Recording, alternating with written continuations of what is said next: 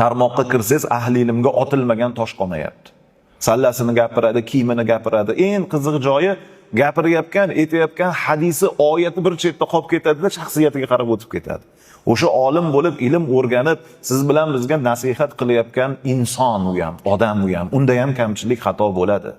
Payg'ambarimiz sollallohu alayhi va sallamning oldilariga Abu Jahl keldi. Abu Jahl eng katta dushmanlardan. Payg'ambarimiz alayhisolamning yuziga qarab, "Ey Muhammad, seni yuzingdan xunukroq yuz bormi dunyoda?" dedi. "Namuncha yuzing xunuk" dedi. "Namuncha ko'rinishing xunuk" dedi. "Senga qaragim kelmayapti. Senga qarasam g'alati bo'lib ketyapman" dedi. Payg'ambarimiz alayhisalom to'g'ri aytdinglar ekanlar. To'g'ri aytdinglar ekanlar. Abu Jahl ketadi. Undan keyin Abu Bakr Siddiq keladilar. Abu Bakr Siddiq radhiyallohu anhu kelib payg'ambar alayhisalomning shuna yuzlariga qarab turib aytadi: "Ey Allohning rasuli, sizni yuzingiz oydan ham to'lina.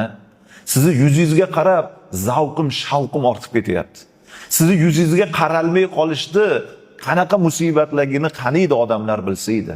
Sizni yuzingizga ko'rsam butun dunyoni ko'raman. Sizni yuzingizga qarasam rohatlanaman. Sizni yuzingizdan chiroyliroq yuz bormi?" dedilar. Payg'ambarimiz alayhisalom to'g'ri aytding dedilar. Atrofdagi sahobalar so'rashdi: "Ey Allohning rasuli, Abu Jahl kelganda sizni yuzingizdan ko'ra xunukroq yuz yo'q" dedi. To'g'ri dedingiz. Abu Bakr Siddiq kelib sizni yuzingizga qarab to'ymayapman, oydan ham to'lin, oydan ham chiroylisiz ey Allohning rasuli dedi. To'g'ri dedingiz. Qaysi birini gapi to'g'ri deganda payg'ambarimiz alayhisalom aytdilar: "Kishi qalbi bilan ko'radi. Kishi qalbida nima bo'lsa, atrofdagini xuddi shunaqa ko'radi."